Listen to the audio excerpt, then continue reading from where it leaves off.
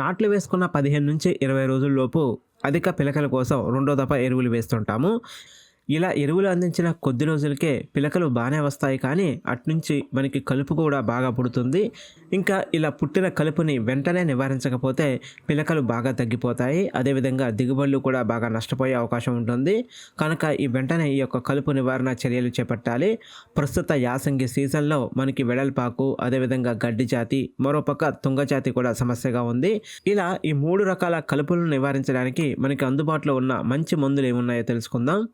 ఇక ముందుగా బాయర్ వారి కౌన్సిల్ యాక్టివ్, అదేవిధంగా దీని కాంబినేషన్లో నామినీ గోల్డ్ కలిపి పిచికారీ చేస్తే మంచి రిజల్ట్స్ అయితే వస్తున్నాయి. ఈ 2 మందులని కలిపి పిచికారీ చేసుకోవడం వల్ల అన్ని రకాల కలుపులని సమర్థవంతంగా నివారిస్తుంది. ఇంకా ఈ కలుపు మందు యొక్క డోసు విషయానికి వస్తే కౌన్సిల్ యాక్టివ్ ఎకరానికి 90 గ్రాములు, మరోపక్క నామినీ గోల్డ్ అయితే ఎకరానికి ఒక 100 ml కలిపి పిచికారీ చేసుకోవచ్చు. ఇక సమయానికి మందు మార్కెట్లో దొరకనప్పుడు మనకి బివాయా కలుపు మందు కూడా చాలా బాగా పనిచేస్తుంది. ఇక దీంతో పాటు కూడా నామినీ గోల్డ్ కలిపి పిచికారీ చేసుకోవాలి. ఇక డోసు విషయానికి వస్తే వివాయా 800 ml, అదేవిధంగా నామినీ గోల్డ్ అయితే ఒక 100 ml కలిపి పిచికారీ చేసుకోవాలి. ఇక వివాయా అదేవిధంగా నామినీ గోల్డ్ కాంబినేషన్ కూడా క్షేత్రస్థాయిలో మంచి రిజల్ట్స్ అయితే వస్తున్నాయి. ఇంకా ఈ కలుపు నివారణకు స్ప్రే చేసుకోవాల్సిన మరో మందు విషయానికి వస్తే కోరమండల్ కంపెనీ వారి ఆఫీసర్ ఈ కలుపు మందు కూడా చాలా బాగా పనిచేస్తున్నట్లుగా మనకి క్షేత్ర పరిశీలనలో తెలిసింది. ఇంకా ఈ ఆఫీసర్ కలుపు మందు డోసు విషయానికి వస్తే ఎకరానికి ఒక 60 గ్రాములు అయితే పిచికారీ చేసుకోవాల్సి ఉంటుంది.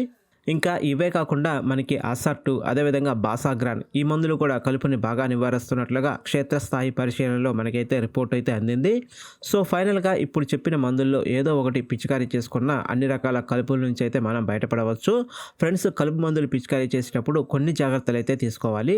కలుపు మందు పిచికారీ చేసుకునే రోజు మడులలో ఎట్టి పరిస్థితుల్లో నీళ్లు ఉండకూడదు. నీళ్లు ఉండకోకుండా నీళ్లు మొత్తం తీసివేసే మందునైతే పిచికారీ చేసుకోవాల్సి ఉంటుంది. అలా 2 రోజులు ఎండనిచ్చి ఆ తర్వాత 3వ రోజు నుంచి మడులలో నిండుగా నీరు పెట్టుకోవాలి. నీరు లేకపోతే కలుపు అంతగా చావదు. కనుక ఎట్టి పరిస్థితుల్లోనూ 2 రోజుల తర్వాత మడుల నిండా నీరు పెట్టుకోవాలి. అదేవిధంగా ఈ కలుపు మందుల్లో ఎటువంటి తెగుళ్ళ మందులు, అదేవిధంగా పురుగు మందులు కూడా కలపకూడదు. కలుపు మందులు ఒకటే విడిగా స్ప్రే చేసుకోవాలి. అదేవిధంగా ఈ కలుపు మందులని సిఫార్సు చేసిన డోసు మాత్రమే పిచికారీ చేసుకోవాలి. ఎక్కువ డోసు వేసి అయితే పిచికారీ చేసుకుంటే మనకైతే పంట ఎర్రబడే అవకాశం ఉంటుంది.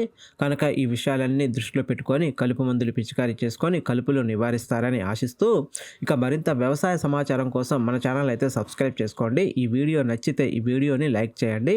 Thanks for watching.